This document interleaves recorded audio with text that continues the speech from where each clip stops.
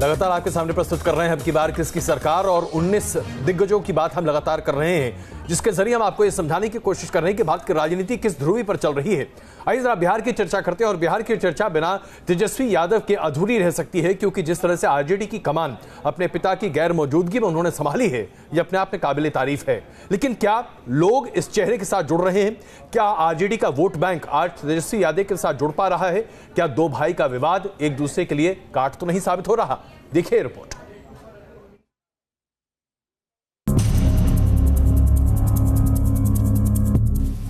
छब्बीस साल की उम्र में बिहार के उप मुख्यमंत्री और फिर विधानसभा में नेता विपक्ष की भूमिका निभाने वाले तेजस्वी यादव 2019 के लोकसभा चुनाव में बिहार में महागठबंधन की अगुवाई की।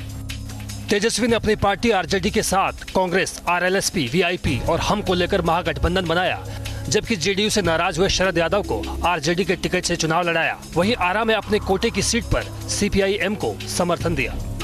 अपने तेज तर्रार अंदाज और चुनावी भाषणों में विपक्ष पर मुद्दों के जरिए वार करने वाले तेजस्वी ने बिहार में बीजेपी, जेडीयू और एलजेपी की तिकड़ी को टक्कर देने में कोई कसर नहीं छोड़ी।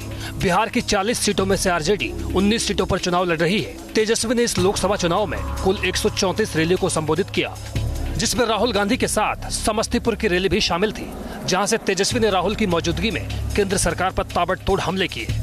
बिहार की राजनीति के बड़े सितारे और फिलहाल चारा घोटाले में सजा काट रहे पूर्व सीएम यानी लालू प्रसाद यादव के छोटे बेटे तेजस्वी यादव अपने पिता की जगह राष्ट्रीय जनता दल की जिम्मेदारी भी बखूबी निभा रहे हैं। हालांकि 26 साल की उम्र में जब उन्होंने बिहार के डिप्टी सीएम का पद संभाला था तो उनकी काबिलियत पर कई तरह के सवाल या निशान लगे, लेकिन उन्होंने अपनी सियासी समझ से न सिर्फ विरोधियों के तमाम सवालों का जवाब दिया, बल्कि सियासी पंडितों का ध्यान भी अपनी ओर खींचा। मार्च 2018 से मई 2018 के बीच में बिहार में 4 बार उपचुनाव हुए, जिसमें तेजस्वी के नेतृत्व में आरजेडी ने 3 में जीत हासिल की। हालांकि इस दौरान तेजस्वी पर करप्शन के कई आरोप भी लगे। दावा किया गया कि उन्होंने 2006 में लालू यादव के रेल मंत्री रहते हुए एक निजी कंपनी को फायदा पहुंचाने के लिए रिश्वत ली थी। इस मुद्दे पर प्रवर्तन निदेशालय यानी ईडी ने उनसे पूछताछ भी की, जबकि 2006 में तेजस्वी की उम्र महज 15 साल थी और उस दौरान वो दिल्ली के स्कूल में पढ़ाई कर रहे थे। ये और बात है कि तेजस्वी ने 9वीं के बाद अपनी पढ़ाई छोड़ दी और फिर पूरी तरह से सियासत में जुड़ गए। बीते 10 साल में उन्होंने न सिर्फ अपने पिता की राजनीतिक विरासत को बढ़ाया, बल्कि आरजेडी को मजबूत करने की भरसक कोशिश भी करते रहे। Team news nation. आइए चर्चा शुरू करते हैं। हमारे साथ इस वक्त केसी त्यागी जेडीयू से जुड़ चुके हैं, कुर्बान अली जी हमारे साथ हैं, चित्राता सान्याल जी हैं और इसके दत्ता जी हमारे साथ मौजूद हैं। त्यागी जी, अगर हम तेजस्वी की चर्चा करें तो आज इसमें कोई शक नहीं है कि आरजेडी के कर्णधार तेजस्वी हैं, लेकिन जब वो नीतीश कुमार में बात करते हैं, नीतीश कुमार के बारे में बात करते हैं, तो नीतीश कुमार के नाम के साथ ही वो पलटू चाचा कहते हैं। क्या आपको लगता है कि इस तरह का प्रहार कर वो खुद अपनी राजनीति आगे बढ़ा रहे हैं?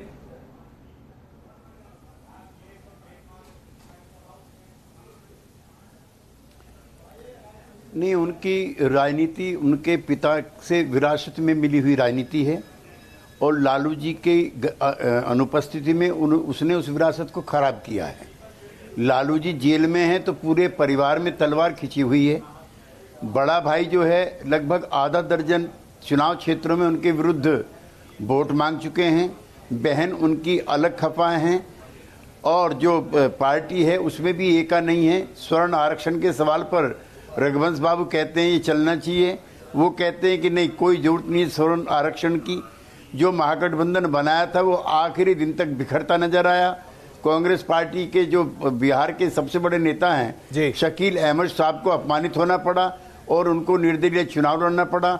आधा दर्जन से लोकसभा क्षेत्रों में एक दूसरे के खिलाफ उम्मीदवार चुनाव लड़ते रहे। एक छोटा सा सवाल यहाँ आपके सामने रखना चाहूंगा। उन्होंने श्री राहुल गांधी के साथ गिना सकते हैं कि तेजस्वी ने क्या क्या गलतियां की, लेकिन 3 विधानसभा के उपचुनाव जीतना, उसके साथ साथ लोकसभा के उपचुनाव में भी जीत हासिल करना, और एक तरफ दूसरी तरफ आप तेजस्वी यादव को रखिए और एक तरफ राहुल गांधी को रखिए, जिनकी पार्टी के साथ आपने गठजोड़ भी किया था, और वहां पर राहुल गांधी की तारीफ करने में आपकी पार्टी कहीं पीछे नहीं थी। राहुल गांधी का सक्सेस रेशियो तेजस्वी से बहुत अच्छा नहीं रहा है, फिर भी आप तेजस्वी को इतना बुरा मानते हैं?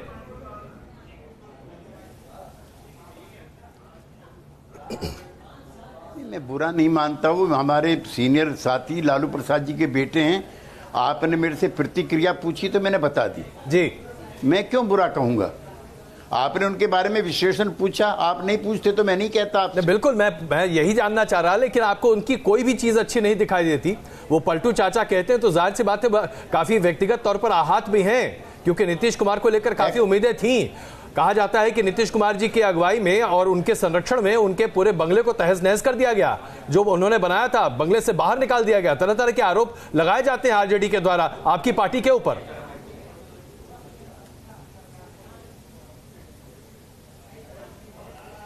ये अदालत के फैसलों के आधार पर निर्णय लिए जाते हैं। उत्तर प्रदेश में श्री मुलायम सिंह यादव जी का, श्री अखिलेश यादव जी का बंगला निकाल के बंगला छीन लिया गया और गड्ढे खोद खोद करके ये अपमानित करने का प्रयास किया कि जैसे यहाँ पर पैसा दबा हुआ है। ऐसे ही वो जब डिप्टी चीफ मिनिस्टर नहीं रहे तो शालीनता ये थी और नेताओं की तरह से वो खुद ही उस बंगले को खाली करते।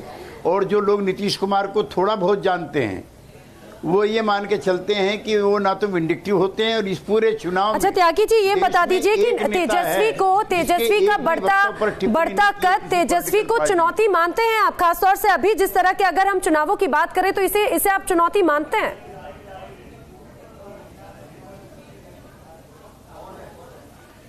नहीं, वो तो पहले ही इम्तिहान में फेल हो गए हैं। ना परिवार को इकट्ठा रख पाए, ना पार्टी को इकट्ठा रख पाए, ना गठबंधन को इकट्ठा रख पाए। और अगर जो आपके चैनल पर न्यूज नेशन पर भी जो पोल का विश्लेषण चल रहा है, अगर ये सही है तो 5 या 6 से ज्यादा सीटें जब नहीं मिलेंगी तो और सिर्फ फुटबॉल होगा पार्टी के अंदर भी। तो वो तो एक कॉन्स्टेंसी थी बिहार के अंदर। जब हम लोग उस गठबंधन से बाहर हो गए तो उस कॉन्स्टेंसी को यानी कि आपकी वजह से आरजेडी की दुकान चल रही थी। कुर्बान अली साहब, बुरा नहीं मानता, क्या वाकई में इतनी बुरी स्थिति हो रही है और वो सिर्फ और सिर्फ तेजस्वी यादव की वजह से हो रही है? एक ऐसा व्यक्ति जो कि राजनीति में जुमा कदम रखे, अपने पिता की गैर मौजूदगी में पूरी पार्टी को एक साथ लेकर चले, और थोड़ी बहुत अड़चनें तो आती हैं, क्या कहेंगे आप? केसी त्यागी साहब हमारे दोस्त हैं जी, मगर उनके अंदर ये खूबी है कि वो अपने कन्वीनियंस के हिसाब से आर्ग्यूमेंट गढ़ लेते हैं, और अगर उनसे कोई बात कही जाती है तो वो उसे पिंच ऑफ सॉल्ट के साथ लेते हैं। हमने देखा है कि जनता परिवार जो कहा जाता है 77 से लेकर के और अब तक का, उसमें कई बार ऐसे होली अनहोली गठबंधन हुए हैं और उसमें परिवारवाद भी रहा है, और उस परिवारवाद का समर्थन भी त्यागी जी ने किया है और विरोध भी किया है। सवाल ये है कि आज राजनीति में कौन सी पार्टी ऐसी है कश्मीर से कन्याकुमारी तक जो इस बीमारी से बची है। अभी हम नीतीश बाबू के बारे में सुनना चाह रहे हैं, पता नहीं वो बहुत जल्दी होगा। कल देखा तो था मतदान में उनके बेटे को साथ करते हुए कि वो कब लॉन्च होते हैं कि love me and love my लाल, कश्मीर से कन्याकुमारी और कच्छ से कोहिमा तक, ये हर पार्टी का स्लोगन है और इससे कोई दूर नहीं है। और जो भारतीय जनता पार्टी कहती है वो एक डायनेस्टी की बात करते हैं, लेकिन उनके यहाँ कितना वंशवाद है। भारतीय जनता पार्टी ने बड़ा अच्छा काम किया है, उन्होंने परिवारवाद को वंशवाद से अलग कर दिया है। जी, परिवार हो सकता है, वंशवाद नहीं हो सकता। ये बहुत बड़ा अच्छा फाइन डिवीजन है। तेजस्वी के बारे में मैं उस पर आता हूँ कि तेजस्वी, मैं कोई तेजस्वी का एडमायरर नहीं हूं जी, और मैं इसे एक भारतीय राजनीति के लिए एक बहुत ही दुखद स्थिति मानता हूं कि जहां बेटे के बाद, बाप के बाद बेटे को उसकी सियासत का वारिस माना जाए, या बेटी को सियासत वारिस माना जाए, या उसकी बीवी को मुख्यमंत्री बना दिया जाए। हमने तो वो भी देखा कि लालू यादव के जेल जाने के बाद सीधे राबड़ी जी हुई थी, और उसमें उस वक्त के देश के तमाम महान क्रांतिकारी विचारक जो कि मंडल में, लोहिया में, जयप्रकाश में यकीन रखते थे, उन सब ने समर्थन। लेकिन एक बात मैं आपको चित्रलता जी को शामिल करूं, हमारे भारतीय इतिहास में तो है, भरत ने आखिरकार खड़ाऊ रखकर 14 साल शासन किया था। तो यहाँ तो पत्नी अगर हो, बेटा हो तो क्या दिक्कत है? तो हमारे राजनीतिक इतिहास में हमारी संस्कृति है। देखिए, मेरे को लगता है हर वक्त जो है कि राजनीति में जो लोग हैं उन्हीं पे ये वार होता है। और अगर आप हर प्रोफेशन में देख लें तो ये हमारे भारत में ये डायनेस्टी या वंशवाद, परिवारवाद, ये तो चलता आता है। और दूसरी बात ये है कि कौन किस पे उंगली उठा रहा है, बीजेपी में भी ऐसे ही सारे राजनाथ जी के पुत्र भी हैं, साहिब सिंह वर्मा जी के पुत्र भी हैं। तो ये हर पार्टी में हर जगह पे बात ये है कि उनके लाल या उनके बेटे कितने अच्छे साबित होते हैं। सिर्फ और सिर्फ उनके पिताजी हैं इसलिए उनका विरोध करना मेरे ख्याल से ये सही नहीं रहेगा। और तेजस्वी यादव की जब बात हो रही है, मेरे ख्याल से वो ओवर द मंथ्स हमने जो देखा है लालू प्रसाद जी जेल जाने के बाद उनके जो अटरेंसेस हैं, वो उन्होंने जो बात रखी है अपनी, वो काफी मैच्योर्ड बातचीत है। और उन्होंने अपने पार्टी को लेके एक सक्सेसफुल उन्होंने किया है, बाय इलेक्शंस जिता चुके हैं। दूसरी बात ये बहुत महत्वपूर्ण हो जाता है जी, जिस तरह से अगर हम तेजस्वी की अगर बात करें तो उनकी जो उनकी छवि है नहीं है, कांग्रेस के साथ प्रॉब्लम है, वहाँ वामपंथी पार्टियां हैं, तेजस्वी को हम जिम्मेदार नहीं मान सकते। बिल्कुल। और ये भी कहा जा सकता है कि जब जब वो अगर रैलियों में भी जाते हैं तो लोगों का जिस तरह से उनको सपोर्ट मिलता है, भले ही हम ये कहें कि लालू प्रसाद यादव की विरासत उन्हें मिली है, लेकिन अपनी पोजीशन बनाने में तेजस्वी भी लगातार मेहनत कर रहे हैं। दिख रही है लेकिन ये देखने वाली बात है कि जनता इंप्रेस्ड हुई है या नहीं, और 2019 में क्या तेजस्वी यादव भी किंग मेकर साबित हो सकते हैं अगर आरजेडी को आगे लेकर जाएंगे, क्योंकि इससे उनकी आने वाली जो राजनीतिक भविष्य है वो रास्ता भी यहाँ से बहुत स्पष्ट होगा।